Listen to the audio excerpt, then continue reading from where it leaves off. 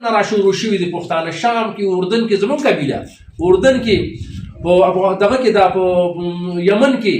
په لبنان کې په دغه ټولو ملکونو کې چې شام کې دې ټولو کې دا پاتې شي په سعودي عرب کې په مصر کې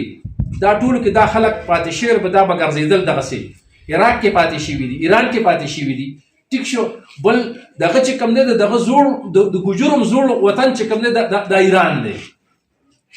د دې د ایران د زوړ ملک دی نو دا او بل موږ سره یو شلماني یو قوم شلماني موږ نشته ډېر کم دي شلماني په دغه ټایم کې په یو ډډه موږ سره پېښور علاقه کې پراته دي موږ سره وشي نو دا زاړه قومونه زموږ قوم چې دلته راوړېدو دي دلته میشته شو په دې باندې بل زموږ خلکو چې کوم دی عدل انصاف والا خلکو کله چې محمود غزنوي هم راغلی دی نو د محمود غزنوي پلار سره جیپال دغه سره چې دی سبکتګین او لفظګین سره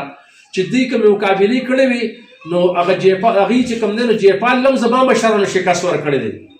نن علي بن یوسف چې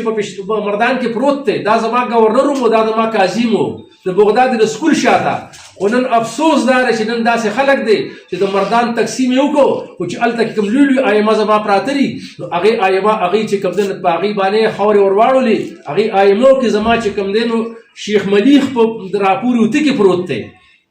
چې د هغه دونه کرامات دي چې هغه د امین ګوله په ځان روډ نه دی پرېښی روډ پې تللی دی خو د قبر یې نه دی ټچ کړی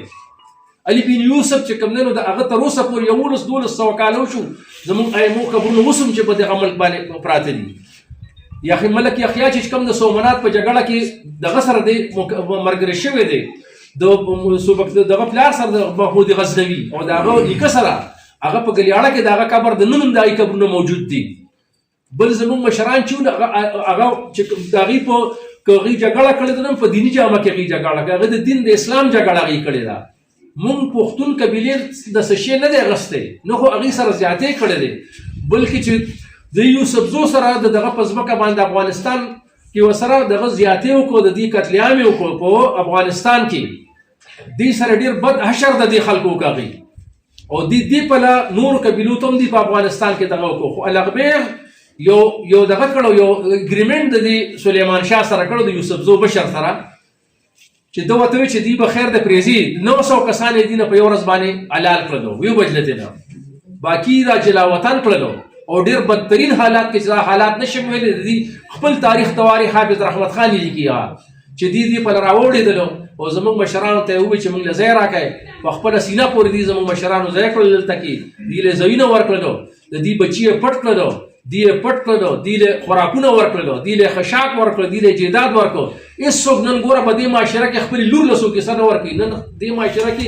خپلې خور له څوک کیسه نه ورکوي چې دوی کله راغلل نو زموږ مشران ورته د اشنغر علاقه ستاسو شو چې اشنغر ګوره جنت دی څنګه چې ستاسو د علاقه باندې غرونو کې جنت دی دغسې اشنغر چې کوم دی نو زموږ په علاقه کې جنت دی بیا دوی وي دا کمه ده په موږ باندې باجوړ یې ورته ورکړو باجوړ علاقه یې ورته ورکړله بیا د هغې نه پس چې کوم دی نو د دې موږ د احسان په بدل کې دا شی میلو شو چې کومو مغولو د دې قتلیام کړی و اکه مغول یې په ما راواچولو ریګولر حکومتونه یې په ما راواچولو ګوره دا مورې او دا د خلک په بار په میډیا موري درزاقو له بالکل قبیلې شکست نه دی ورکړی موږ له او بل هر څیز له الله تعالی یو خپل وخت یې خیری خپل وخت یې خیری چې کوم ګوره کوم دغه چې کوم ریاست نبی علیه السلام جوړ کړی نن هغه په هغې شکل کې هم نشته هغې له عمر رضی الله عثمان علي او دې ټولو غټو دغه صحابو هغې له وسعت ورکړو نن هغه په حالاتو کې نشته نو موږ اوس هم په دې ځمکه باندې موجود یو بعضې تواریخ چې چا تاریخونه لیکلي دي هغوی خپل آخرت نقصان کړی دی هغې خلکو چې دا خلک نشته تاریخ ګوره تاریخ نوم دی د حقایقو چې ته به حق بیانوي